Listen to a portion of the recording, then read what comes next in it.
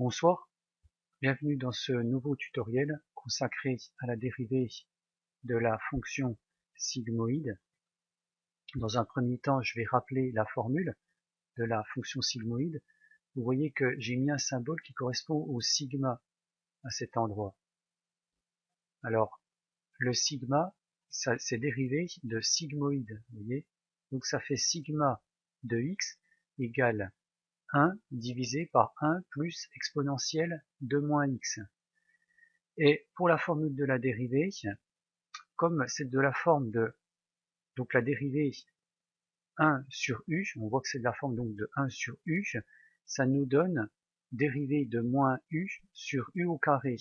Alors pour les formules, si vous voulez retrouver les formules, vous pouvez retrouver des tableaux sur internet en tapant dans la zone de recherche dérivée, tableau, vous aurez des tableaux récapitulatifs.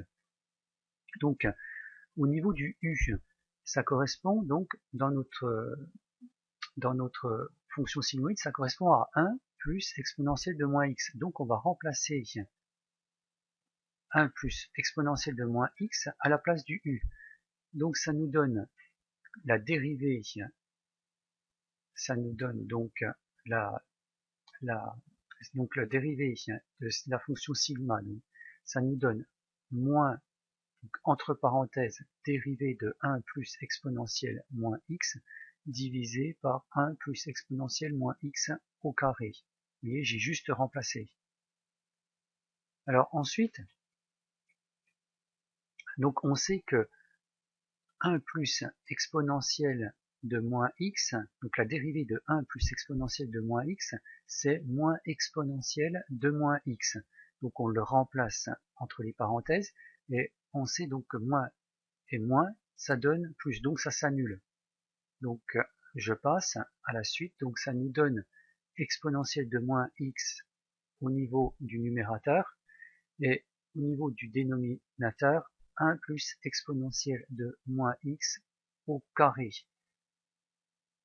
Alors, la suite, ça nous donne, donc là, ce qu'on va faire, en fait, c'est qu'on va développer.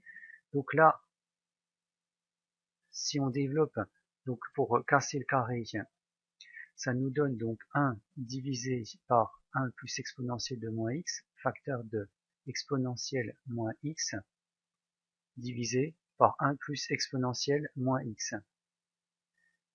Et ensuite, alors ce qu'on peut faire, c'est que on va utiliser donc une astuce à ce passage.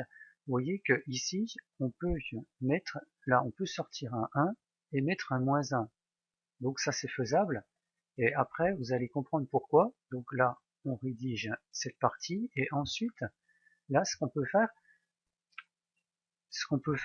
donc à ce moment-là, vous voyez, donc là, ça reste la même chose, mais on va mettre des accolades et on va passer à, donc ça va faire 1 plus exponentielle de moins x divisé par 1 plus exponentielle de moins x, et on peut sortir donc le moins 1, donc moins 1 divisé par 1 plus exponentielle de moins x.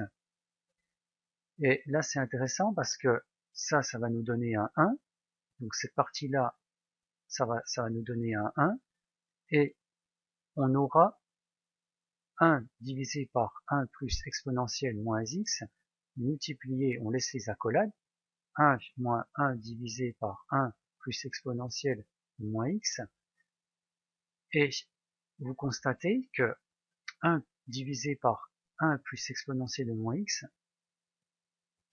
ça correspond donc à la formule de la sigmoïde.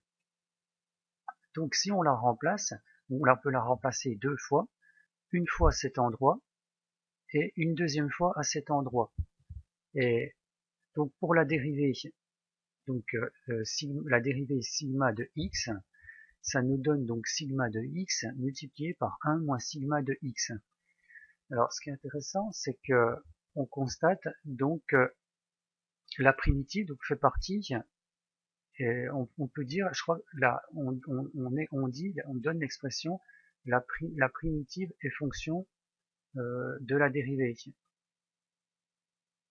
Ou le contraire, je me souviens plus exactement. Mais en gros, pour vous expliquer, c'est que on retrouve la primitive, c'est-à-dire la fonction de base dans l'équation de la dérivée. Alors, donc ça c'est important, c'est de connaître la formule. Alors maintenant, dans la deuxième phase, ce que je vais faire, c'est que je vais ouvrir mon langage, donc mon programme idle, et je vais continuer donc à coder en Python. Alors j'ai déjà réalisé le programme et je vais vous montrer donc ce que cela donne. Et ce que je peux faire, c'est peut-être le mettre à côté. Alors je crois bien que déjà ce qui serait bien, ce serait de faire comme ça pour le mettre à gauche. Voilà, ça nous donne un peu de marge. Et ensuite,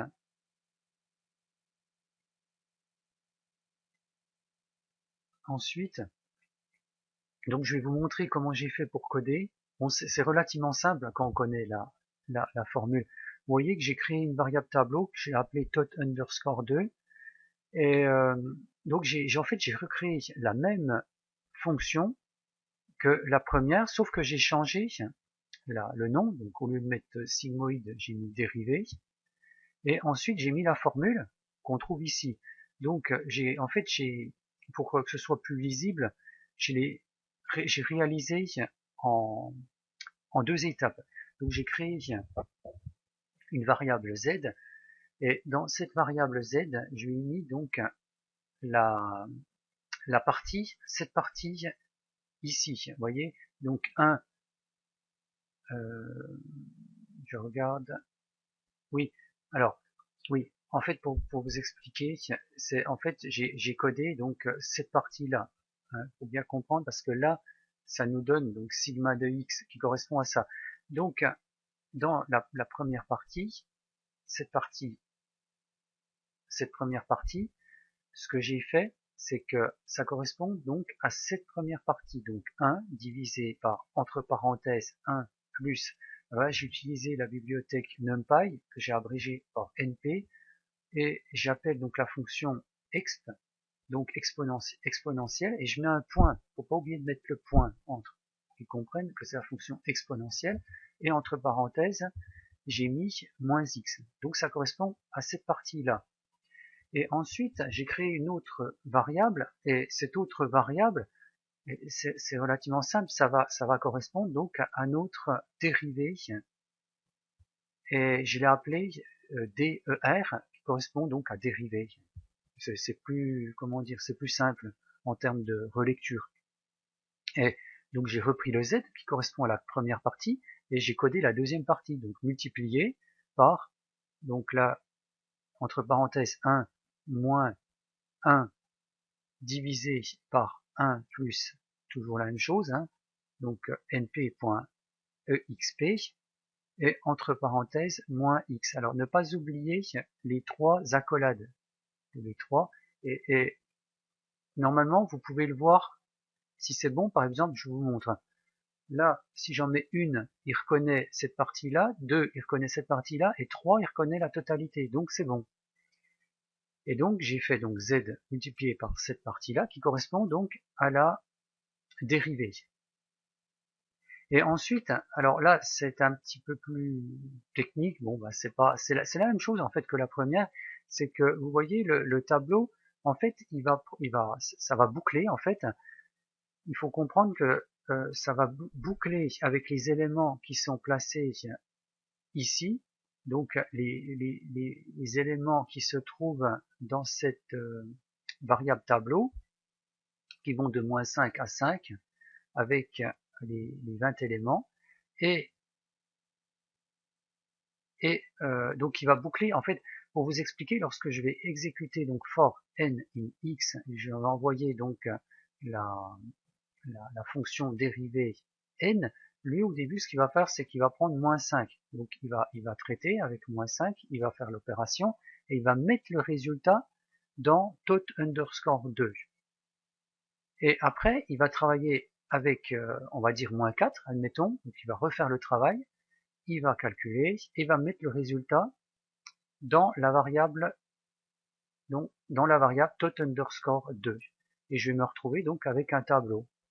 Et ensuite au niveau du graphique, et là ce que j'ai fait, c'est j'ai juste rajouté en fait plt.plot et entre parenthèses, donc je voudrais au niveau des abscisses les x, donc les x, la variable tableau x avec ses éléments, et après je voudrais donc la variable tableau tot_2, là, pour mettre le 2. Et là j'aurai donc, je vais avoir dans un premier temps donc l'affichage graphique de ma fonction sigmoïde et dans un deuxième temps l'affichage de la dérivée. Alors ensuite le grid, ça correspond à une grille, j'ai mis true, donc c'est-à-dire vrai, et ne pas oublier le plt.show avec les parenthèses, parce qu'autrement si vous oubliez ça, votre graphique ne s'affichera pas. Donc je vais enregistrer, je crois que j'ai fait quelques modifications, et après ce que je fais, c'est que j'appuie sur F5. Alors vous voyez, donc je vais déjà vous montrer les numériques.